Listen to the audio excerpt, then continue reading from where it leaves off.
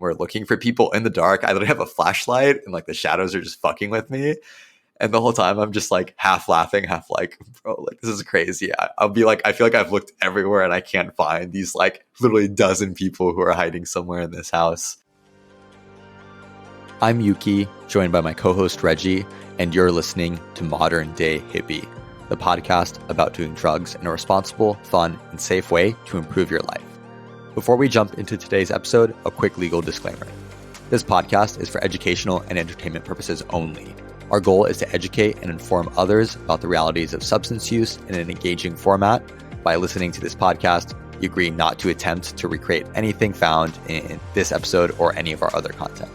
We are not confessing to any acts stated in this podcast. The content in this episode should not be treated as factual or real in any way. Now, with that, we hope you enjoyed today's show. Yo, what's up, Yuki? How you been, man? Doing well, dude. Happy to be recording. Got a couple updates, both mini ones to kick us off, and then our main episode for today. We're going to be talking about a couple weeks ago, I went to one of the most fun, like drug-oriented parties I've ever been to. And we played basically hide and seek on psychedelics and ketamine in a giant, strange Airbnb. And it was fucking awesome. So look out for that in a couple of minutes. That sounds awesome, man. So what's been going on? What are these updates? Yeah, so the small updates. Number one, today actually was the first day in a couple of years that I've experimented with like a baby microdose of mushrooms.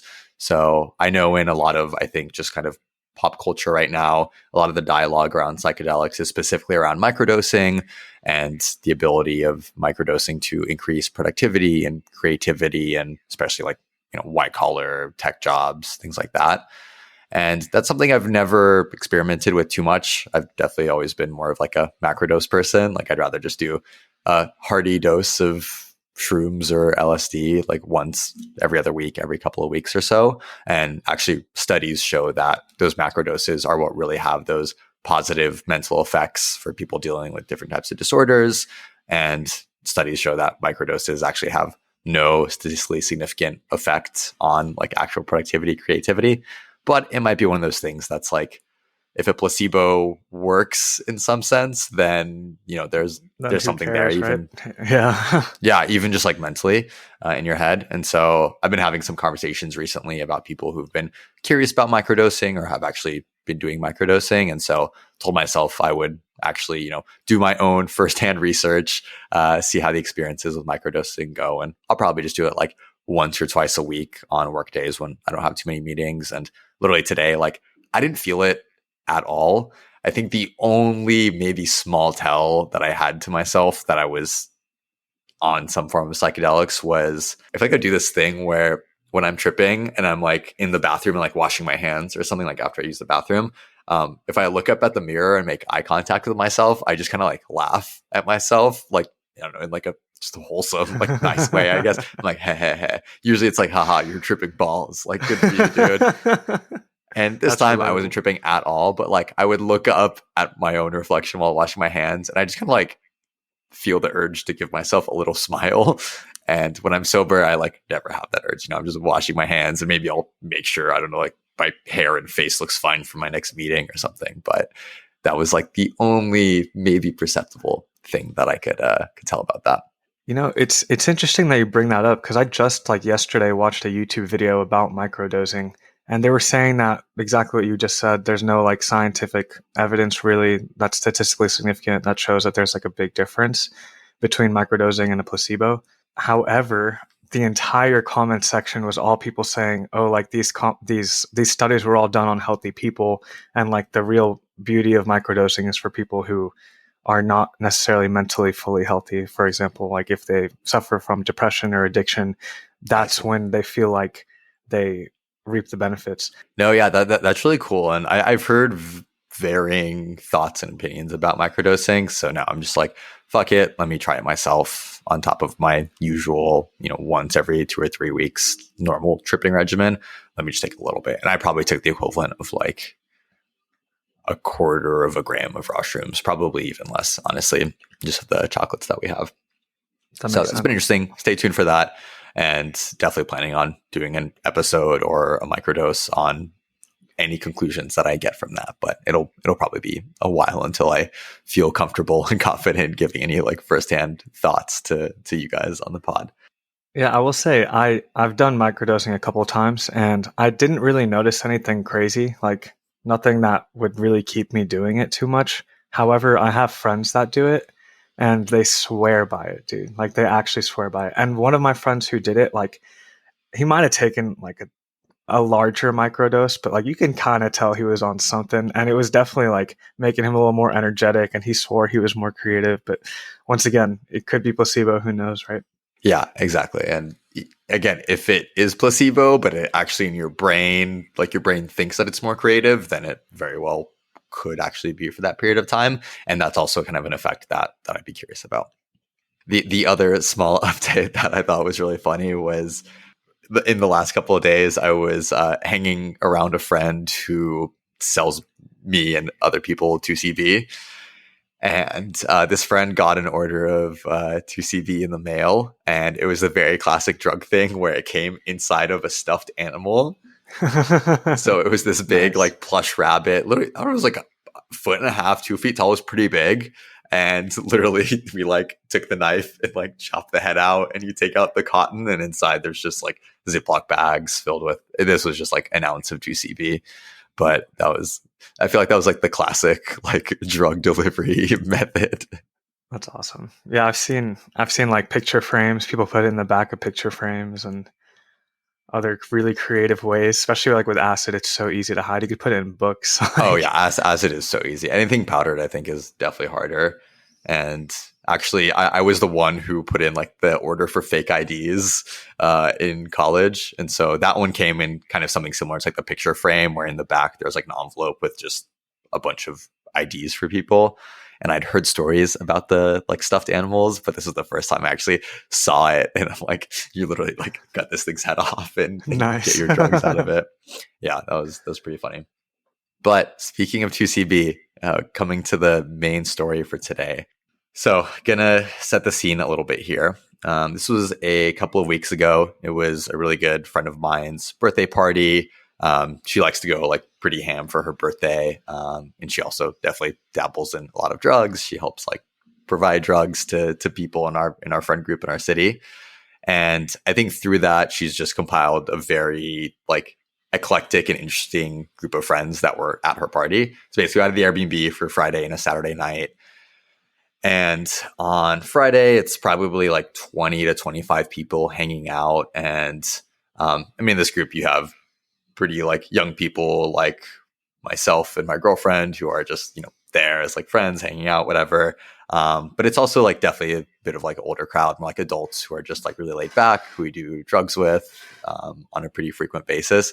And man, some of these adults are like really just like successful and well off. Like it was a great group of people. We're talking people who like own the clubs around our city. One of the guys there, he had sold his startup to a giant tech company for like a couple $100 billions.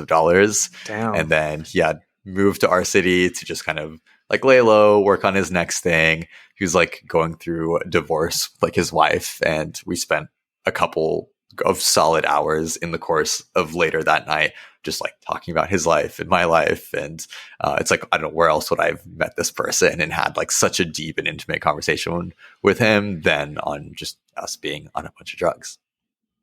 I love that. Dude, that's how like the real world works. I feel like, you know what I mean? Like It really is. Yeah. And it's funny, like this experience, I'll talk a little bit about it in a couple minutes, but it really, I think, awakened some like realizations to me as someone who like grew up in like a pretty poor family and definitely not well off. And then like parents did better over time.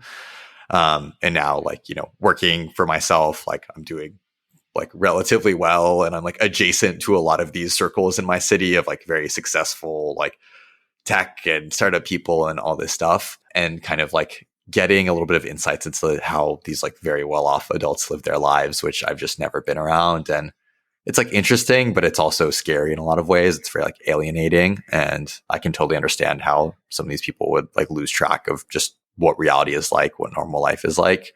And so I want to try to like hold on to that even as I, continue to try to make like my own career success on the side. Yeah, man, I'd love to hear some of that wisdom in a bit once you get into it. Yeah, totally.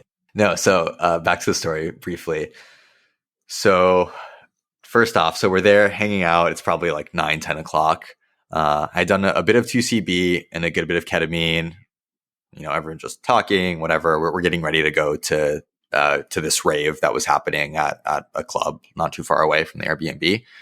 But while I'm on drugs, I actually have a family member call me in the middle of that, like repeatedly. And Oh, usually this snap. person That's scary, man. doesn't call me repeatedly. So I'm like, okay, fuck, like something is up.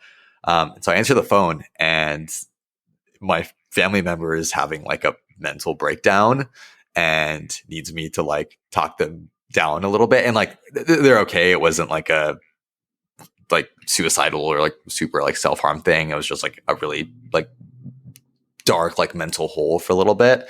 And I know this happens to them like 2-3 times a year, but it happened like in that state of mind when I was on drugs. And so I sat by the house, I sat down, and I this was one of the times where I most viscerally appreciated the fact that on these drugs, even though I was feeling them quite a bit, like I was definitely like starting to trip a little bit and like ketamine like K-holing pretty hard, I was able to just bring my brain space out of that and be able to just like focus on this conversation for probably like 30-45 minutes, and have an intelligible conversation and leave my family member feeling better after that. And it's like if I had been drunk or drinking at the time, like Yeah, there's no that would way, man. that would not have happened. That would not even have been an option. And so like I had that conversation. I came back inside, like a few people were like, hey, like, are you good? Everything okay? And it definitely weighed on me for a little bit. Like I was definitely thinking about it, but I'm like, okay, the situation was handled, like things were in a good place. So it took a couple minutes for me to like mentally get back in the mode of like partying and celebrating our friend's birthday. But, I had appreciation for being able to actually be there for my family member, like when they really needed me. So that was nice. And then we all pile into Ubers. We go to this club that actually I had never been to before. It's like the newest club in our city. And I've like heard about it. I know it's like, I've seen pictures. It's like super flashy and whatnot. But we get there, and like while I'm on the way there, I'm also just like super drugged up. Like I'm fucked up on ketamine. I'm like just having a good time. I'm vibing, honestly. Like in the Uber, I'm still like talking to people. I'm like conversational. I'm not like a vegetable. But I was definitely like under the influence of drugs. And so we get to this club and we realize that like half the group doesn't have tickets to actually Jeez. see this DJ who's like a pretty big performer. It was very much like, like that night you needed a ticket or a table to get into the club. And so between the different people in the group, we're like trying to finesse people in for free. Like some people have that relationship, some people have another relationship. And unfortunately, me and a guy I had just met who I was really hitting it off with, we were like the last people like stuck outside, not in the club. And we were getting ready to just like call it. Like our friend whose birthday it was, like she was trying to just like talk to like the bouncers and like the people she knew. And I was literally about to call the Uber. I was like, hold on, I need to go like pee around the corner really badly. And then if we still haven't gotten in when I come back from being like in the alley, I'll call the Uber and we'll head back and just do our own thing until things are done. But dude, at that exact moment, the guy who I'm with just chats up the bouncer one more time, just like randomly, like, like, hey man, like how are things, like the last couple of minutes kind of vibes. And he just looks around. He's like, all right, like you guys can go in. I'm like, fuck yeah. Dude, And hell so, yeah. yeah. And so we walk in this club and the entrance hall is like kind of these like gold mirrors. Like it's super trippy. And like in my still pretty druggy state of mind, I was just like, dude, like, where am I? This is crazy. And so there's like a first floor where it's like, that's where the DJ booth is and in the dance floor. And there's kind of like a more low key upstairs where there's like a bar, there's some more tables. And so for the next couple of hours, we're just like exploring this place and being like fiends as a group. You have this like childlike like desire to just explore the space. And we're there with like, this really solid group of, let's say, like 20 people. Everyone's just like on various drugs. We're all vibing. There's some really interesting rooms. There was one room where the entire room, like floor, walls, and ceiling was just this like fuzzy carpet rug material. And just like exploring that on drugs. And like until we left, I wasn't like sober enough to be aware of just like what was physically in the space. So it was kind of like being in like a maze and like didn't get like super lost because it's not that complicated of a layout. But on drugs, it was like kind of a maze. And so after that show ended, whatever, it's like 2, 3 a.m., something like that. We go back to the Airbnb, and that kind of just starts the rest of the nights of, the whole group staying up together for, like well past sunrise. And so one of the ideas for what the birthday girl wanted to do for her birthday was she wanted to play this game called Sardines in this Airbnb that we're staying at. And so Sardines is like hide and seek, but kind of the opposite. So instead of everyone going and hiding and one person like trying to find them and seek them or whatever, actually just one person hides and then everyone starts looking for them.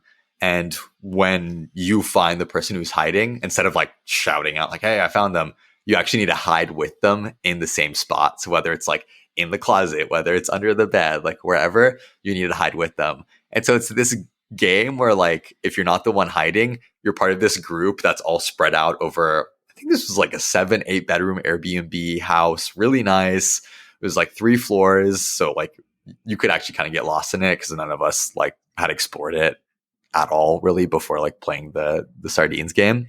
And so like you start out and everyone's like counting together in like a small room, you count to like 30 and while the one person hides.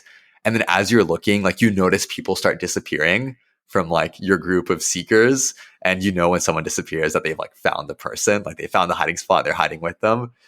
And it gets kind of stressful, dude. Like you notice people just dropping from the group and you're like, oh shit, like they found them, but I haven't. So that gets kind of nerve wracking. And so in this game also, you're not really supposed to turn on like the lights. Like you just use like flashlights. Oh, just kind of snap. So looking. it's like dark hide and seek too. Yeah. And like in a strange Airbnb that you're That's not familiar scary, with. man. Do people like jump out and try to scare you or anything? No, they don't try to scare you, but dude, like everyone got super creative with where they hid. Like some of the hiding spots were amazing. Like it started with pretty simple stuff, like a closet in a random room where like the room was kind of hard to find. But there was one game where I was the last person looking for people.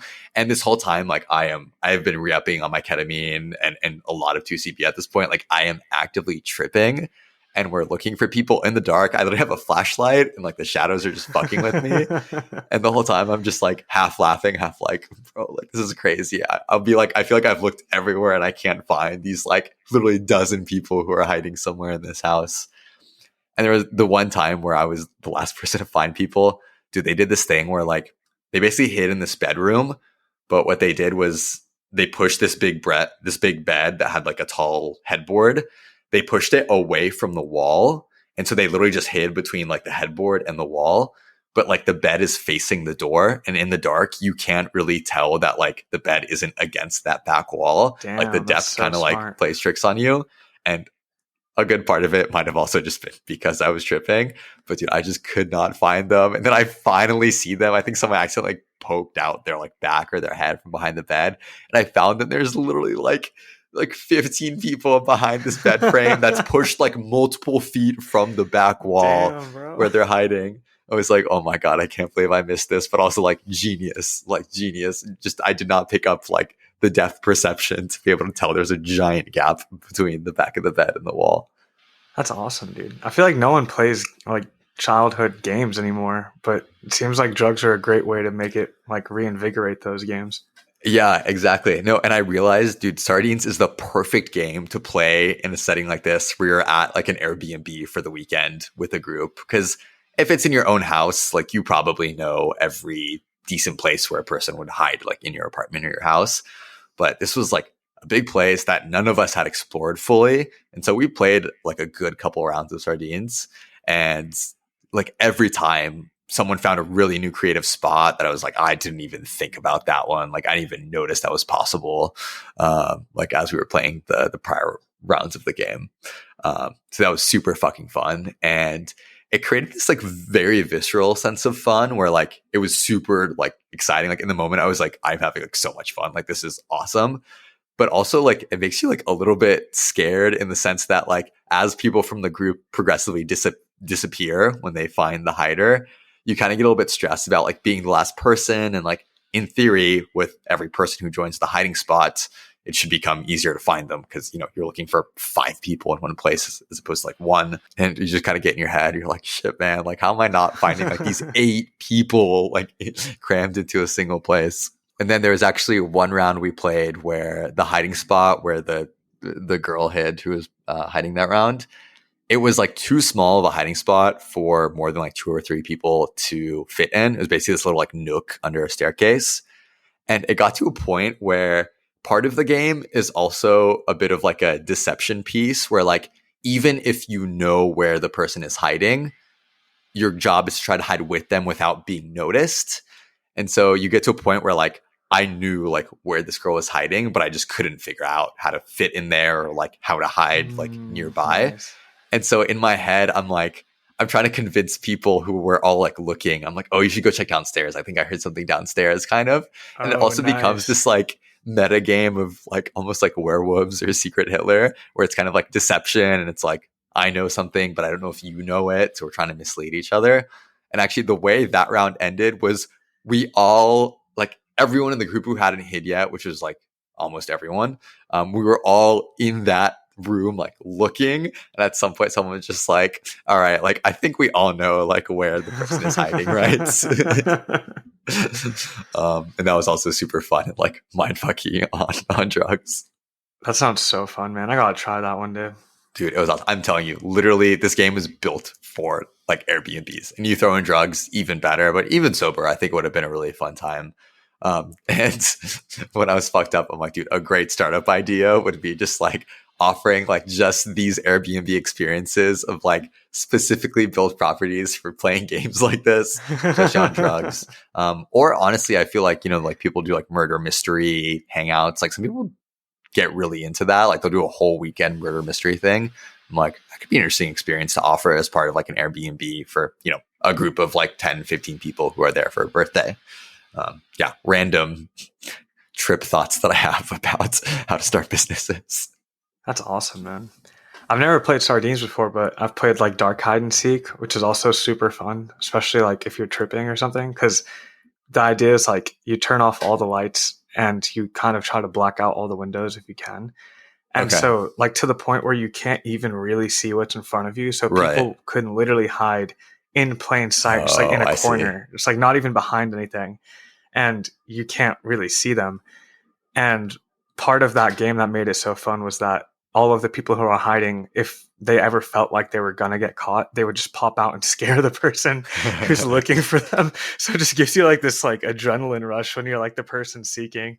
Yeah, dude, I bet. I don't think I could do the jump scare thing on a lot of drugs. That like might actually give me a fucking heart attack. So it makes it fun, man. We got to try it.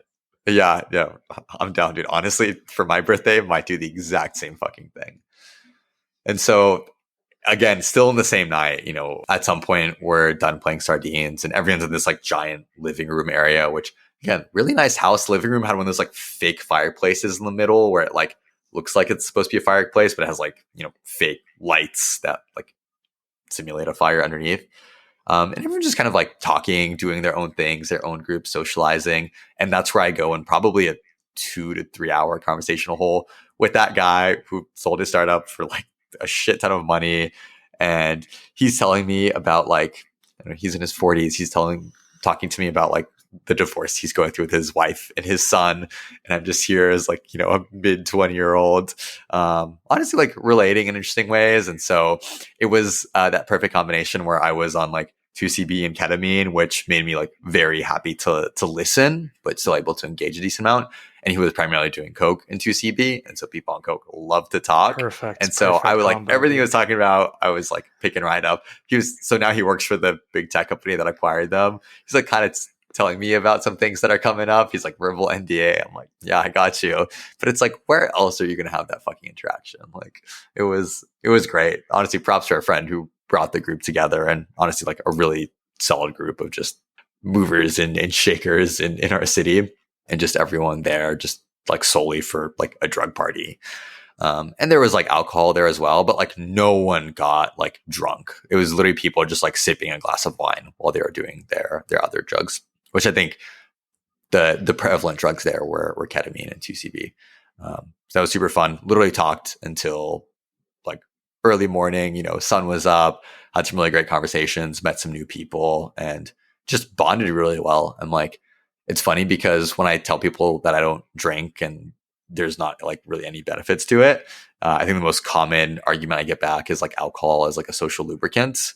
And I do agree with that to an extent, but it's like experiences I've had on just about any other drug with people in a social setting have been even more like socially stimulating, and I've created even deeper bonds with those people on those substances than if we're just both drinking and like goofing off and Yeah. like being stupid. And they're lasting bonds too, because you guys both remember the conversations. Like, Exactly, yeah, and it's crazy. Like I remember when I finished talking with that startup guy, like at the end, like we both had told each other like, hey, like we really fuck with each other. We like got along. We honestly have a lot of things in common despite the age difference. And at the end of that, like sun is rising and like the night is, ending. And, we're both like, okay, like how do we like continue this dialogue? Like how do we keep in touch? And so obviously we exchange information, but it was awesome because like we'll both always remember that experience with each other. Like even though I don't see this guy for a year, as soon as I see him, like I'm gonna give him like the biggest hug. And I guarantee you he'll do the exact same thing because we had this like very just personal like storytelling experience with each other like that one night. I love that, man. What are some of the nuggets of wisdom that he imparted on you? I'm curious. Yeah, I think some of it was just like a bit of like alpha and stuff that I can't really share, of just exciting tech that he's working on at this big tech company that I will not mention. But it was really interesting because I could see him almost in a parallel point in his life as to where I am in my life in a lot of ways. Because for him, right, he's going through this divorce. He just moves to this new city. For him, it's almost like starting a little bit over. Like he's trying to like rebuild his life at, like probably like mid 40s, like starting a little bit from scratch or from a new foundation. And, where I am at this point in my life and my career, saw a lot of parallels in just, having this kind of blank slate to build on and being able to figure out just like what's important to me in my life and my values, from kind of like a foundational state. And so it was interesting just like comparing his experiences and how he was going through the same reliving, but he's 2 decades ahead of me in his life. And just realizing that like, nobody has it all figured out and it's never too late to change how you live your life, to change what's important to you. Like this guy was doing this in, his middle to old age. And there's so many opportunities to like reinvent ourselves and, um, like alter how we choose to live and see our lives. Yeah, that's great perspective, honestly. Yeah, no, it was awesome. And then to close the loop on the story, so during the day, pretty much everyone slept most of the time. Second night was much more low key. I think we played another like round or two of sardines, but it was more chill. Like a decent amount of people had gone home. But that night, I also went like very deep into a K-hole with like notes of 2C-B. And at some point, our friends wanted to play, I think it's called Drawful. It's like that Jackbox game where everyone draws things on their phone and then people vote on like who drew the drawing. You know what I'm talking about? Yeah, I know what you're talking Yeah. And so literally like I was just not mentally capable of playing that. Like, my girlfriend about. like set it up, she got it running. And I would like get the prompt of what I was supposed to draw on my phone, and I would just like my mind would blank. I draw like a random scribble. And like I just did not know what was going on in the game. I was like, why is this thing like moving? Like what's happening? Like what are we all doing here? Like why are we sitting around this like TV? Like what is the purpose of this? And it was entertaining. So as I learned later, actually not everyone that night had taken that many drugs. Like apparently most of the group was relatively sober and just chilling. It was me and like one or two other people who like decided to go hard again that night. And so everyone was just kind of like just like watching me and like laughing like at me and along with me, and my like reactions to playing this game and just interacting with people again until sunrise. And then went to bed for a couple hours, but then we had to wake up and check out early. Oh, I will say a great hack when you're on drugs is like if it's the last night of an Airbnb stay, while you're still on drugs, you can do like most of the like house cleaning or whatever, the Airbnb needs you to do at that time. And low key, like it's always like kind of fun when you're under the influence of something and doing it with a group. And even the past, like, I mean, I've done this back when I used to drink with a group where like we're kind of drunk, but still sober enough to like clean up and stuff. And like, you do it with the group. It doesn't take that long. And it's like kind of fun. I don't know, you play some music and everyone's just like, drunk or tripping or what have you, and make like a good time out of it. And then you're good to go. You just can go to sleep and wake up and just like be ready to leave this property. Nice. That's awesome. That sounds like a great time. Dude, it was so fun. Yeah, I'm like, I would like to do a similar something for my birthday. I just need to pick like, right, like there are friends who I'm really close friends with, but they're definitely not as into just the drug world and things like that as I am. And in friends like you who like definitely are. And so it'd be interesting to try to like curate that group and see who'd be interested in an experience like that, where it's like, yeah, hey, we're coming to like a drug party. We're just going to hang out in this Airbnb together and play games and bond for like, 2 days. And it's going to be the most fun time ever. Cool. But that's about it. That was playing hide and seek sardines on 2C-B on ketamine. Definitely like awakens like a part of like an adrenaline, almost like fight or flight part of my brain, while also like being in a really fun context.